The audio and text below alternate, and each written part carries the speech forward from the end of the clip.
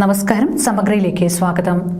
തേയ്മാനത്തെ തുടർന്ന് എല്ല് പൊട്ടുന്നവർക്ക് ആശ്വാസമായി ബലൂൺ കൈഫോപ്ലാസ്റ്റി കണ്ണൂർ ആസ്റ്റർ മിംസിൽ ആരംഭിച്ചതായി ഡോക്ടർമാർ വാർത്താ സമ്മേളനത്തിൽ അറിയിച്ചു. തേയ്മാനത്തെ തുടർന്ന് നട്ടെല്ലിന് ക്ഷതം സംഭവിക്കുന്ന അവസ്ഥ പ്രായമായവരിൽ വ്യാപകമായി കാണപ്പെടാറുണ്ട്. ശരീരം തുറന്നുള്ള ശസ്ത്രക്രിയയിലൂടെ പൊട്ടിപ്പോയ എല്ലിനെ ചേർത്ത് വെക്കുന്ന രീതിയാണ് ഈ സാഹചര്യത്തിൽ പൊതുവെ അവലംബിക്കാറുള്ളത്. എന്നാൽ ഈ അവസ്ഥയ്ക്ക് വലിയ തോതിൽ മാറ്റം വരുത്തിക്കൊണ്ട് കണ്ണൂർ ആസ്റ്റർ മിംസ് ഹോസ്പിറ്റലിൽ ബലൂൺ കൈഫോപ്ലാസ്റ്റി ചികിത്സ ആരംഭിച്ചിരിക്കുന്നു എന്ന് neuro surgery, Spain surgery, advanced neuro intervention വിഭാഗം മേധാവി ഡോക്ടർ രമേശ് സിവി പറഞ്ഞു. അതിന്റെ ഒരു പ്രധാനപ്പെട്ട ചികിത്സാ രീതിയാണ് കോയിലിംഗ് എന്നുള്ളത്. കോയിലിംഗ് അല്ലെങ്കിൽ ഫ്ലോ ഡൈവേർട്ടർ എന്നുള്ള ഒരു ടെക്നിക്കാണ്. തൊടയുടെ രക്തക്കൊള്ളിക്കുള്ള ഒരു കീഹോൾ പറയുമ്പോൾ പിൻ ഹോൾ എന്ന് പറയാം. അതും നമ്മൾ പ്രധാനം ചെയ്യുന്നുണ്ട്.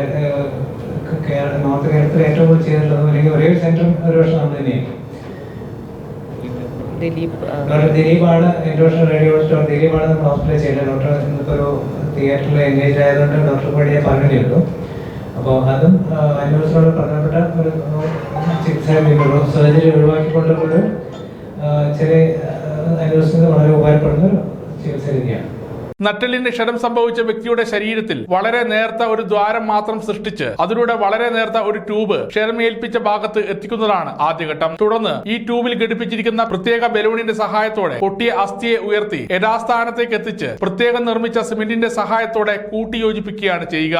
ഉത്തര മലബാറിൽ ആദ്യമായാണ് ബലൂൺ കൈഫോപ്ലാസ്റ്റി നിർവഹിക്കപ്പെടുന്നത് എന്ന് ചികിത്സക്ക് നേതൃത്വം നൽകിയ neuro surgery and Spain surgery വിഭാഗം കൺസൾട്ടന്റ് ഡോക്ടർ ഷമീജ് കെ.വി. പറഞ്ഞു.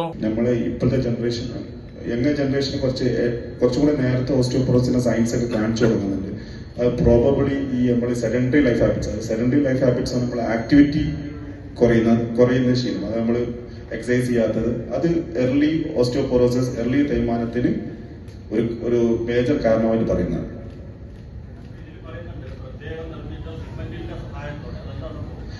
അതായത് നമ്മൾ വെർട്ടിബ്ര എന്ന് പറയുന്നത് ഒരു ബോൺ എന്ന് പറയുന്നത് ഒരു കാൽഷ്യം കൂടിയിട്ടുള്ള ഒരു സാധനമാണ്. കാൽഷ്യം, ഫോസ്ഫറസ് എല്ലാം കൂടിയിട്ടുള്ള ഒരു സാധനമാണ് ഈ ബോൺ എന്ന് പറയുന്നത്. ഈ ബോൺ നമ്മൾ പ്രായം ചെല്ലുന്തോറും ആ ബോണിന്റെ ശക്തി കുറയുന്നത്, ഈ കാൽഷ്യം ഒക്കെ പോയി അതൊരു പൊള്ളയായ സ്ട്രക്ചറായി മാറും. ഒരു ബോൺ സ്ട്രക്ചർ ഉണ്ടാവും, പക്ഷെ അതിന്റെ ഉള്ളിൽ കാര്യമായിട്ട് സ്ട്രെങ്തൻ ചെയ്യുന്ന ഫാക്ടേഴ്സ് ഒന്നും ഉണ്ടാവില്ല. അത് ആർട്ടിഫിഷ്യലായിട്ട് ഡെവലപ്പ് ചെയ്ത ബോൺ സിമെന്റ് ആണ് ഇതിലേക്ക് ഇടുന്നത്. 68 വയസ്സുകാരിയായ വാണിയമ്പാറ സ്വദേശിയിലാണ് ശസ്ത്രക്രിയ വിജയകരമായി പൂർത്തീകരിച്ചത്. പത്രസമ്മേളനത്തിൽ doctor Rajesh C V., doctor Shameej K V., Aster MIMS CMS doctor Supriya Ranjith, COO doctor Anoop Nambiar തുടങ്ങിയവർ പങ്കെടുത്തു. സമഗ്ര ന്യൂസ്, കണ്ണൂർ.